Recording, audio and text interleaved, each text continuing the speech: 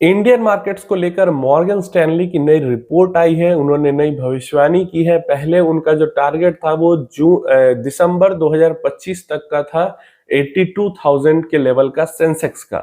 लेकिन अब उन्होंने टारगेट को बढ़ाया है, रिवाइज किया है, जून 2026 तक ले गए हैं। और मॉर्गन स्टैनली का कहना है कि अगर बुल मार्केट रहती है, अभी से अगर बुल मार्केट आगे की तरफ रहती है, तो जून 2026 तक जो सेंसेक्स है हमारा वो 1 लाख के मार्क को हिट कर सकता है।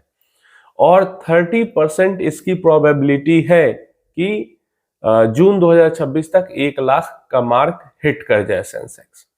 यहीं पे दूसरा एक बेस केस सिनारियो भी यहाँ पे बताया है मॉर्गन स्टैनली ने कि अगर बुल केस नहीं रहता, नॉर्मल मार्केट चलती रहती है, तो जून 2026 तक का टारगेट उन्होंने दिया है 89,000 का सेंसेक्स का।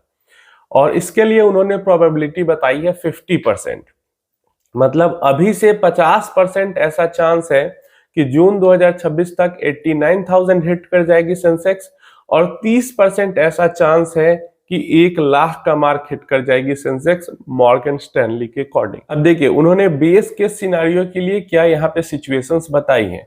इन our base case scenario we also assume a India US trade deal, मतलब इंडिया यूएस का ठीक ठाक सा ट्रेड डील हो जाता है। इसके अलावा 50 बेसिस पॉइंट का शॉर्ट टर्म में रेट कट वो अज्यूम कर रहे हैं। इसके अलावा वो यहाँ पे 16-17% का सेंसेक्स का अर्निंग ग्रोथ अज्यूम कर रहे हैं। ये तीनों सिनेरियो अगर यहाँ पे हो जाता है तो वो जो बेस केस उन्होंने बताया है 89,000 का, वो मार्क हिट हो सकता है। इसके अलावा stable oil prices and bye US का जो इकोनॉमी है वो रिसेशन के अंदर नहीं जाएगा, ये भी वो अज्यूम कर रहे हैं।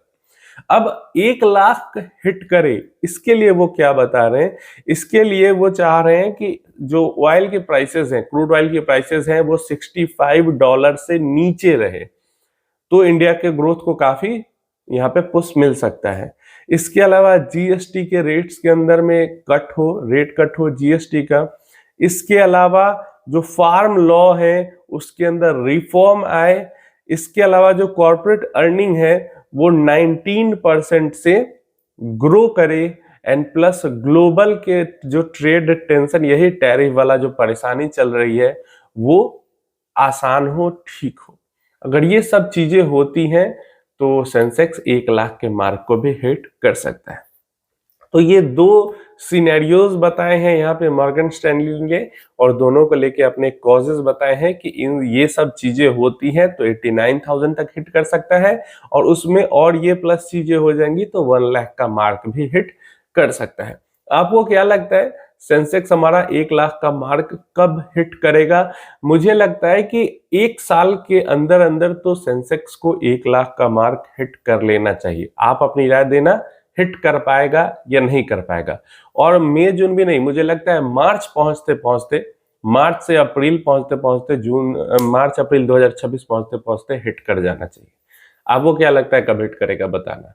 इसके अलावा मॉर्गन स्टैनली ने अपनी रिपोर्ट में ये भी बताया कि अभी जो रिसेंट करेक्शन हुआ है, जो 7-8 महीने से करेक्शन हो रहा था, वो इंडियन इक्विटीज के अंदर बाई करने के लिए काफी अच्छा टाइम हो सकता था। जो अगर आपने बाई किया है तो काफी अच्छा है, अगर नहीं किया है तो क्या ही कह सकते हैं।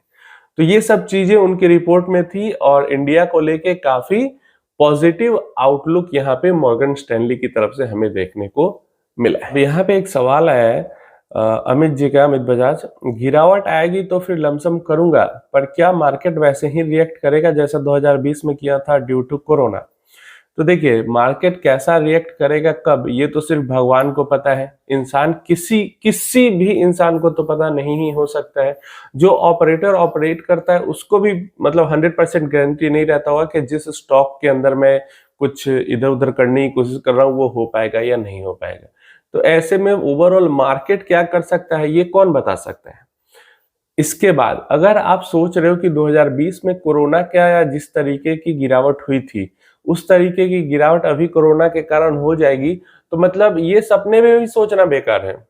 क्योंकि 2020 में जिस टाइप का क्रैश दिखा था कोरोना के कारण, उस टाइप का क्रैश मतलब इम्पॉसिबल ही है। मतलब 1% भी चांस नहीं है कि वैसा क्रैश आ पाएगा जहां पे हमारा मतलब निफ्टी 50 सेंसेक्स इंडेक्स 30-35% गिर जाए, नहीं हो पाएगा, होगा ही नहीं। और अगर होगा मतलब इसलिए नहीं होगा कि जैसे 15%, 20%, 25% तक जाएगी, खरीदार इतने ज्यादा आ जाएंगे क्योंकि वैक्सीनेशन हो चुका है, मेडिसिन वगैरह सब कुछ तो क्लियर है कोरोना का। इंडिया के अंदर इतना हैवी वैक्सीनेशन कैंपेन चला है, मतलब पॉसिबल ही नहीं है कि इस टाइप की गिरावट देखने को मिल जाए। अगर कोरोना को के कारण नहीं होती है, किसी और कारण से ऐसी गिरावट हो जाती है, तो देखो समझना क्या है, कोई भी जो ये अनसर्टेनिटी का टाइम आता है, क्राइसिस का टाइम आता है, आपको समझना ये है कि क्या इस क्राइसिस के बाद हमारा देश बच पाएगा या नहीं बच पाएगा, खत्म हो जाएगा। अगर हमारा देश बच पाएगा तो वापस से रिवाइव भी हो जाएगा, ग्रोथ भी आ जाएगी, इक्विटी भी ऊपर चढ़ जाएगा, इकोनॉमी भी ग्रो करने लगेगी। लेकिन अगर नहीं बच पाएगा तब तो बात ही खत्म है। अब जैसे कोरोना का केस था, तो वहां पे ये बहुत अनसर्टेनिटी थी, सबसे ज्यादा अनसर्टेनिटी थी वहां पे। कोरोना के अंदर सबसे ज्यादा अनसर्टेनिटी थी कि मतलब क्या होगा, सारी दुनिया बंद है, कहीं सब लोग बंद बंद ही खत्म तो नहीं हो जाएंगे। तो वहां पे सबसे ज्यादा डर था, तो वहां पे 30-35% मार्केट गिरा। इसके अलावा जो महंगाई है या फिर क्वार्टरली नंबर्स अगर खराब आए हैं, थोड़ा सा स्लो डाउन आ गया है, क्या इंटरेस्ट रेट बढ़े हुए हैं, तो ये सब तो ऐसी सिचुएशन है कि ये तो अपने कंट्रोल में है, ये ऊपर नीचे होती रहती है।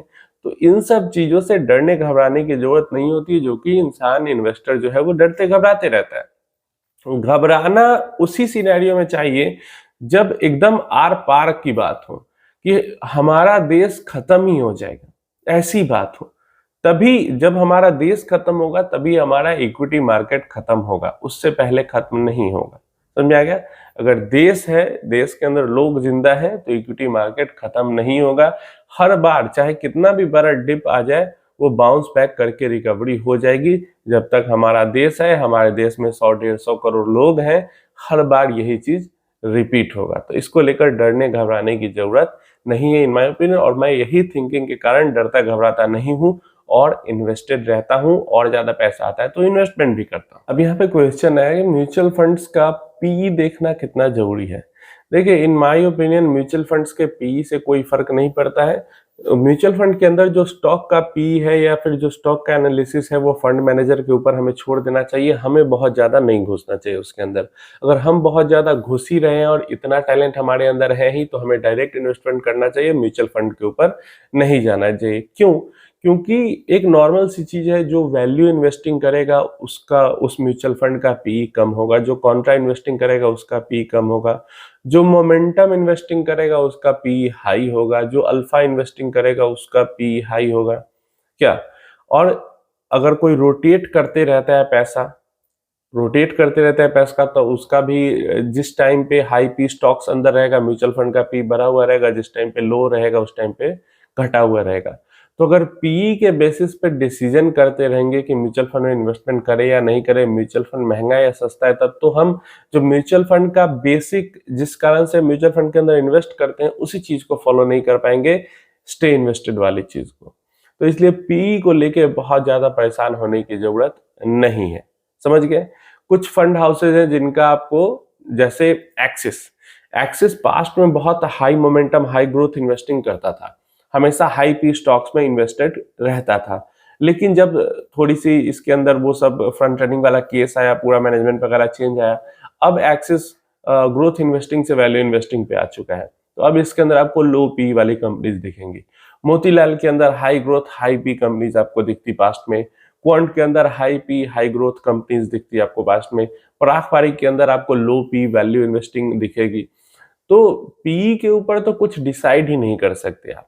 वो म्यूचुअल फंड जो मैनेजर है, जो टीम है वहां पे, टोटली उनकी जो इन्वेस्टिंग स्टाइल है उस पर डिपेंड करता है कि कोई फंड का हाई पी रहेगा या लो पी रहेगा। और ऐसा नहीं है, ऐसा भी हो सकता है कि कोई फंड अच्छा रिटर्न देते रहे हाई पी के साथ ही, क्योंकि वो ग्रोथ इन्वेस्टिंग मोमेंटम इन्वेस्टिंग करता है, और कोई फंड लो पी के साथ भी अच्छा रिटर्न्स दे दे, क्योंकि वो हमेशा वैल्यू इन्वेस्टिंग ही करते हैं। तो इन चीजों का आपको समझना चाहिए और पी को लेके बहुत ज्यादा परेशान नहीं होना चाहिए। तो ये सारी आज की अपडेट्स एंड क्वेश्चंस थी। आपकी राय इन सब के बारे में नीचे कमेंट बॉक्स में जरूर बताना। वीडियो अच्छी लगी तो लाइक कर देना, कोई क्वेश्चन क्वेरी है तो कमेंट करके पूछ सकते हो।